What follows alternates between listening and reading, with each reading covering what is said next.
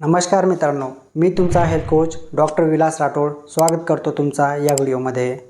आज आपण जाणून घेणार आहोत त्वचेवरील काळे डाग किंवा वांग दूर करण्यासाठीचे घरगुती उपाय। चला तर सुरू करूयात। तर पहिला आहे लिंबू आणि मध।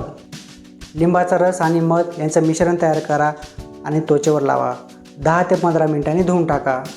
लिंबाचा रस त्वचा उजळवते आणि मध त्वचा मॉइश्चराइज करते। दुसरा आहे बटाट्याचा रस। बटाट्याचा रस काळे डाग कमी करण्यास मदत करतो। बटाट्याचा रस त्वचेवर लावा आणि 10 ते 15 मिनिटांनी धुवून टाका। तिसरा आहे मेडिकल ट्रीटमेंट किंवा वैद्यकीय उपचार।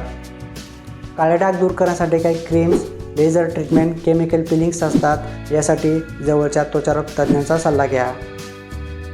मित्रांनो, यामध्ये आपण काय काळजी घ्यायला पाहिजे?